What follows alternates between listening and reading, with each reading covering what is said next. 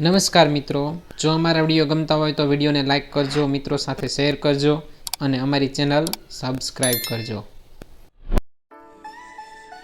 આજે 2 એપ્રિલ એટલે કે મહારાજા કૃષ્ણકુમારસિંહજીનો પુણ્યતિથિનો દિવસ. કૃષ્ણકુમારસિંહજીનો જન્મ 19 મે 1912 ના રોજ ભાવનગરમાં થયો હતો. ભાવનગરના છેલ્લા મહારાજા કૃષ્ણકુમારસિંહજી હતા. ભાવસિંહજી બીજાના ઉત્તરાધિકારી હતા. પિતાના અવસાન બાદ ઈસવીસન 1919માં મહારાજા કૃષ્ણકુમારસિંહજીએ રાજગાદી સંભાળી. ત્યારે તેમની ઉંમર માત્ર 7 વર્ષની હતી. પિતા અને દાદાના સુધારાના કાર્યો તેમણે આગળ ધપાવ્યા. હવે એ બધા સુધારાના કાર્યોમાં મુખ્ય જે છે એ છે વેરા પદ્ધતિમાં સુધારા કર્યા, ગ્રામ પંચાયતની રચના કરી અને ધારાસભાની રચના કરી. આ કૃષ્ણકુમારસિંહજીના અભ્યાસની વાત કરીએ તો રાજકોટની રાજકુમાર કોલેજમાં એમણે અભ્યાસ કર્યો. ત્યાંથી પછી આગળ અભ્યાસ કરવા માટે તે ઇંગ્લેન્ડ જાય છે અને ઇંગ્લેન્ડની પબ્લિક સ્કૂલ હેરોમાં આગળ અભ્યાસ કર્યો. ઈસવીસન 1931માં ગોંડલના રાજકુમારી વિજયાબા સાથે તેમના લગ્ન થાય છે. આ લગ્ન જીવનથી તેમને 5 સંતાનો થયા. એમાં 2 પુત્ર અને 3 પુત્રી. 2 પુત્રમાં મોટા પુત્ર વીરભદ્રસિંહ અને નાના પુત્ર શિવભદ્રસિંહ. આ બંને પુત્રોમાંથી વીરભદ્રસિંહ જે છે એનું અવસાન થયેલ છે 1994માં, જ્યારે નાના પુત્ર શિવભદ્રસિંહ હાલમાં હયાત છે. શિવભદ્રસિંહના દીકરા વિજયરાજસિંહ અને વિજયરાજસિંહના દીકરા એટલે કે ભાવનગરના યુવરાજ જયવીરરાજસિંહ ગોહિલ મહારાજા કૃષ્ણકુમારસિંહજીનો વારસો અને વંશ આગળ વધારી રહ્યા છે. યુવરાજ જયવીરરાજસિંહજી તેમના શરીર સૌષ્ઠ માટે દેશ વિદેશમાં પ્રખ્યાત છે. કૃષ્ણકુમારસિંહજીના મહત્વના કાર્યોની વાત કરીએ તો મહારાજા કૃષ્ણકુમારસિંહજી અપાર લોકચાહના ધરાવતા હતા અને એટલે જ એમના નામની આગળ પ્રજાવત્સલ એવો શબ્દ લગાડવામાં આવે છે.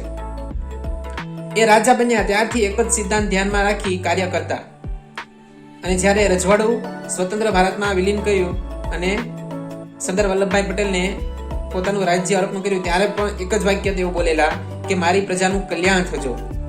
પ્રજાહિતની વાત સૌથી પહેલા વિચારતા હતા. આથી જ એ સાચા અર્થમાં પ્રજાવત્સલ મહારાજા કહેવાય છે. મહારાજા કૃષ્ણકુમારસિંહજીની દીર્ઘદ્રષ્ટિ અને પ્રજા કલ્યાણની ભાવનાના આ પ્રમાણ છે. બોર તળાવની રચના કરી એ તેમના પ્રજા કલ્યાણના કાર્યોનું સૌથી મોટું કાર્ય ગણાય છે. પ્રજા માટે એવા ઘણા કાર્યો મહારાજાએ કરાવ્યા હતા. એની એક ઝલક જોઈએ તો ભાવનગરમાં ટ્રેનની શરૂઆત કરી. ભાવનગરથી ગોંડલ અને બીજા શહેરો સુધીની ટ્રેન જે છે એ મહારાજા કૃષ્ણકુમારસિંહજીએ શરૂ કરાવી. બોર તળાવની રચના કરી. બોર તળાવમાં પાણી આવે એના માટે થઈ અને માળનાથના ડુંગરાઓમાંથી ભીગડા કેનાલની રચના કરી અને ભીગડા કેનાલ માટે પાણી જે છે બોર તળાવ સુધી પહોંચે, રસ્તામાં કોઈ તકલીફ ન થાય, પાણી જે છે એ કોઈ ચોરી ન જાય એના માટે સૈનિકોનો ખડે પગે પહેરો પણ રાખવામાં આવતો હતો. તો આવા હતા આપણા મહારાજા કૃષ્ણકુમારસિંહજી. તેમના બીજા કાર્યોની વાત કરીએ તો મોતીબાગ ટાઉન હોલ જે લગ્ન માટે બનાવવામાં આવેલો અદ્ભુત મંડપ સાથેનો આ ટાઉન હોલ પ્રજા કાર્યો માટે અર્પણ કરી દીધો. ખેડૂતો માટે ગ્રામ સુધારા ફંડ શરૂ કર્યું. ખેડૂતોનું 88 લાખનું દેવું માફ કર્યું. સર પીપી કોલેજ માટે હાલનું બિલ્ડિંગ જે વાઘાડી રોડ પર અત્યારે તમે જોઈ શકો છો એ બિલ્ડિંગ જે છે એ બનાવવામાં પણ કૃષ્ણકુમારસિંહજીનો ફાળો છે. અત્યારે સર પીપી કોલેજ છે પણ પહેલા એ સામરદાસ કોલેજ હતી અને સામરદાસ કોલેજનું બિલ્ડિંગ અત્યારે જે આયુર્વેદ કોલેજ ચાલે છે, જીપરા આયુર્વેદ કોલેજ કરીને બિલ્ડિંગ છે, એ બિલ્ડિંગમાં પહેલા સામરદાસ કોલેજ હતી અને એ બિલ્ડિંગ જ્યારે ટૂંકું પડ્યું અને એના માટે જ્યારે સ્થળાંતરનો પ્રશ્ન આવ્યો ત્યારે વાઘાવાડી રોડ પર જગ્યાની ફાળવણી કરી. જમીન પણ મહારાજા કૃષ્ણકુમારસિંહજીએ ફાળવી અને અદ્યતન બિલ્ડિંગ પણ તેમને બનાવવામાં મદદ કરી.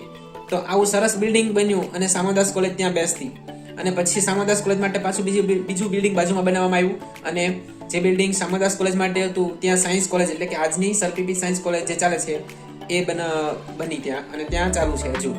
તો એ બિલ્ડિંગ જે સરપીપી સાયન્સ કોલેજનું છે એ બનાવવામાં પણ સિંહ ફાળો જે છે એ મહારાજા કૃષ્ણકુમારસિંહજીનો છે. એ સિવાય વાત કરીએ તો ભાવનગર બંદરનો એમણે વિકાસ કર્યો અને એ વિકાસ કરવા માટે રૂવા નજીક જેટી બંધાવી.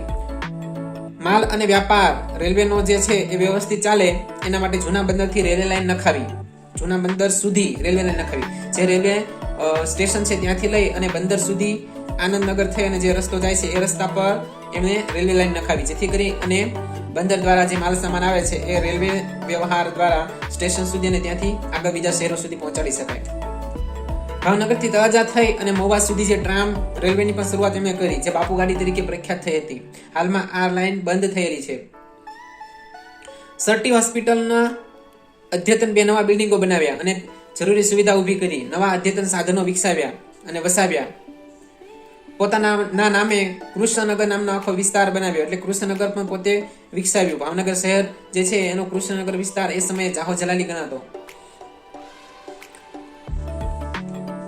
ડામરના રસ્તાઓ બનાવ્યા, વીજળીકરણનો પ્રારંભ કરાવ્યો, શુદ્ધ પીવાના પાણી માટે ફિલ્ટર પ્લાન્ટ પણ એમણે શરૂ કરાવ્યો. સિહોર પાસે જે ખોડિયાર તળાવ છે, રાજપરા ખોડિયાર મંદિરની પાછળના ભાગમાં, તો એ ખોડિયાર તળાવનો વિકાસ કરવામાં પણ બાંધકામ પણ મહારાજા કૃષ્ણકુમારસિંહજીએ કરાવેલું છે. આ સિવાય 1936માં ગુજરાતમાં સૌપ્રથમ ભૂગર્ભ ગટરની યોજના પણ મહારાજા કૃષ્ણકુમારસિંહજીએ શરૂ કરાવેલી. અંધ ઉદ્યોગ શાળાની સ્થાપના પણ એમણે કરી. પોતાના રાજ્યમાં અંધ લોકોને શિક્ષણની કમી ન રહે, તેઓ પણ શિક્ષણ મેળવી શકે એટલા માટે થઈ અને અંધ ઉદ્યોગ શાળાની સ્થાપના કરી. 15 જાન્યુઆરી 1948ના દિવસે પોતાની સઘળી સંપત્તિ સાથે પોતાનું રાજ્ય સરદાર પટેલ અને રાષ્ટ્રપિતાના ચરણોમાં અખંડ ભારતના નિર્માણ માટે આપી દીધું અને પોતે પ્રજાની સેવા કરવા મદ્રાસ રાજ્યના ગવર્નર તરીકે નોકરી સ્વીકારી લીધી. પ્રજાની સેવા અને ત્યાગનો આવો દાખલો ભારતના ઇતિહાસમાં આજે પણ અમર છે, અતુલ્ય છે. આવા મહારાજા કદાચ ભારતમાં તમને ક્યાંય જોવા નહીં મળે અને એટલા માટે જ તેમને પ્રજાવત્સલ રાજા તરીકે આજે પણ યાદ કરવામાં આવે છે. કૃષ્ણકુમારસિંહજીએ શિક્ષણ માટે પણ એટલું જ કામ કરેલું છે. કેળવણીકારોને, શિક્ષણવિદોને શિક્ષણમાં કોઈ તકલીફ ન પડે અને ભાવનગર જે છે શિક્ષણમાં પણ આગળ વધે એ માટે એમણે ઘરશાળા, દક્ષિણામૂર્તિ, શિશુ વિહાર આ બધી સંસ્થાઓના વિકાસમાં પણ ફાળો આપેલો. શિક્ષણ સંસ્થાઓને આર્થિક સહાય આપેલી. શિક્ષણ સંસ્થાઓની સ્થાપના થાય માટે વિનામૂલ્ય જમીન આપતા. દક્ષિણામૂર્તિ માટે તેમણે જમીન સંપાદન કરી દીધી હતી. રાજ્યની જમીન પર આવું સરસ દક્ષિણામૂર્તિ જેવું શિક્ષણ સંકુલ ઊભું થયું તો એની પાછળ પણ કૃષ્ણકુમારસિંહજીનો સિંહ ફાળો છે. ગ્રામ દક્ષિણામૂર્તિ જે છે આમલા, એના માટે પણ મહારાજાએ જમીન ફાળવી આપેલી. સામંતદાસ કોલેજ માટે પણ જમીન અને મકાન પણ એમણે ફાળવી દીધું. તો શિક્ષણમાં પણ મહારાજા કૃષ્ણકુમારસિંહજીએ ઘણું જ સારું કામ કરેલું છે. જો કદાચ કૃષ્ણકુમારસિંહજીએ મદદ ન કરી હોત તો એ સમયમાં શિક્ષણમાં ભાવનગરનો ડંકો વાગતો એ કદાચ ડંકો ન વાગ્યો હોત. ભાવનગરના 3 શિક્ષણવિદો ગીજુભાઈ બધેકા, નાનાભાઈ ભટ્ટ, તો આ બધા શિક્ષણવિદોને જો મહારાજા કૃષ્ણકુમારસિંહજીએ મદદ ના કરી હોત તો કદાચ એ સંસ્થાઓનો વિકાસ જે થયો એટલો ન પણ થયો હોત. કૃષ્ણકુમારસિંહજીના 1-2 પ્રસંગો જોઈએ તો માત્ર ભાવનગર માટે જ નહીં, બ્રાઝિલના એક વ્યક્તિ, એક વેપારી જે છે એ ગીર ગાય લેવા માટે ભાવનગર આવે છે અને મહારાજા કૃષ્ણકુમારસિંહજીને મળે છે.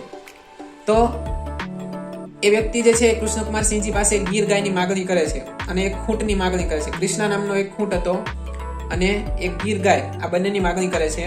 તો કૃષ્ણકુમારસિંહ જે છે એ એને આપે છે. તો બ્રાઝિલ જઈ અને એ ગીર ગાય અને એક ખૂંટમાંથી આખી નવી જાત જે છે એ વિકાસ પામે છે અને બ્રાઝિલમાં શ્વેત ક્રાંતિ થાય છે.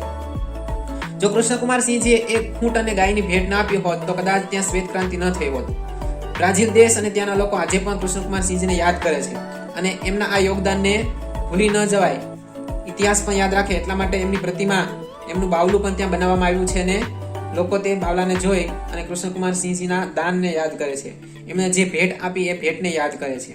તો આવા હતા આપણા કૃષ્ણકુમારસિંહજી કે જેના કારણે બ્રાઝિલમાં પણ શ્વેત ક્રાંતિ થઈ. ભાવનગર કૃષ્ણકુમારસિંહજીના સમયમાં ગુજરાતનું અગ્રેસર રાજ્ય બન્યું હતું. વિકાસમાં સૌથી આગળ હતું. કોઈ પણ નવી પહેલ કરવામાં પણ સૌથી આગળ હતું. તો એ કોના પ્રતાપે? કૃષ્ણકુમારસિંહજીના પ્રતાપે. કૃષ્ણકુમારસિંહજીનો એક પ્રસંગ જોઈએ તો નીલમબાગમાં જ્યારે રહેતા હતા ત્યારે બહાર વૃક્ષ નીચે એ ઊભા હતા. તો મેદાનમાં છોકરાઓ જે છે રમતા હોય છે અને કેરી પાડવા માટે પથ્થરો ફેંકતા હતા. તો એક પથ્થર જે છે એ મહારાજાના કપાળ પર વાગે છે. તો એ કપાળ પર પથ્થર વાગતા લોહી નીકળે છે. મહારાજાનું ફરમાન થાય છે કે કોણ પથ્થર ઘા કરે છે, પકડીને લાવો. સૈનિકો જે છે બાળકોને પકડીને લાવે છે. તો મહારાજા જે છે એ બાળકોને પૂછે છે કેમ પથ્થર ફેંક્યો? તો છોકરાઓ કહે છે કે અમારે કેરીઓ પાડવી હતી એટલે મેં પથ્થર ફેંક્યો. વૃક્ષને પથ્થર ફેંકે તો કેરી પડે અને કેરી મળે, એટલા માટે પથ્થરનો ઘા કરેલો. તો કૃષ્ણકુમારસિંહજી વિચારે છે કે જો આંબાને પથ્થર મારવામાં આવે તો આંબો પણ કેરી આપે છે, તો હું તો પ્રજાનો પ્રતિનિધિ છું, પ્રજાનો રાજા છું, તો મને પથ્થર માર્યો તો મારે પણ એને કેરી આપવી જોઈએ. તો એક બે નહીં પણ 4, 5, 10, 12 જેટલી કેરી જોઈએ એટલી કેરી જે છે મહારાજા એ બાળકોને આપે છે. તો આવા હતા કૃષ્ણકુમારસિંહજી, જે બાળકો પર પણ સ્નેહ રાખતા હતા અને પોતાના પર ઘા કરનાર, પથ્થર મારનારને પણ એ સહેજે માફ કરી દેતા હતા. બીજા કોઈ રાજવી હોય તો કદાચ એને સજા કરી હોત, પણ આપણા કૃષ્ણકુમારસિંહજી એ વિશાળ હૃદય ધરાવતા હતા. બીજો એક પ્રસંગ કૃષ્ણકુમારસિંહજીનો જાણીતો છે, લગભગ બધાએ સાંભળ્યો જ હશે. પોતાનું રાજ્ય રજવાડું જે છે 1815 જે છે એક સરદાર વલ્લભભાઈને અર્પણ કરી અને સ્વતંત્ર ભારતમાં વિલીનીકરણ થઈ ગયું પછી તે પોતે મદ્રાસ રાજ્યના ગવર્નર બની જાય છે. સરકારના પ્રતિનિધિ સરકારી નોકરી સ્વીકારી અને મદ્રાસના ગવર્નર બની ગયા હોય છે. પોતાના રાજ્યમાંથી મદ્રાસમાં રહેવા જતા રહ્યા હોય છે. પરંતુ 1815ના ધણીને ગોહિલવાડના લોકો ભૂલ્યા નથી. એક ખેડૂત, ટાણા ગામનો એક ખેડૂત, કદાચ એનું નામ ઝવેર પટેલ હતું, તો એક ખેડૂતના બળદ ચોરાઈ જાય છે. તો ઝવેર પટેલ જે છે ભાવનગર રાજ્યમાં આવે છે, નીલમબાગ જે મહારાજાનું નિવાસ હતું. અહીંયા આવે છે તો એને ખબર પડે છે કે મહારાજા જે છે એ અહીંયા હયાત નથી, એટલે કે ભાવનગરમાં નથી, હવે મદ્રાસ ગવર્નર બની ગયા છે અને ત્યાં રહેવા જતા રહ્યા છે. તો ઝવેર પટેલ જે છે એ મહારાજાને મળવા માટે, પોતાના બળદ ચોરાઈ ગયા છે એ ફરિયાદ કરવા માટે મદ્રાસ જાય છે. મહારાજાને મળે છે અને વાત કરે છે. તો મહારાજા કહે છે કે હું તો હવે રાજા નથી, મારું રજવાડું મેં જે છે એ સ્વતંત્ર ભારતને આપી દીધું છે. તો ખેડૂત કહે છે કે હું તો તમને જ ઓળખું છું, તમે જ મારા રાજા છો, મારા બળદ ચોરાઈ ગયા છે, મને મારા બળદ ગોતી આપો.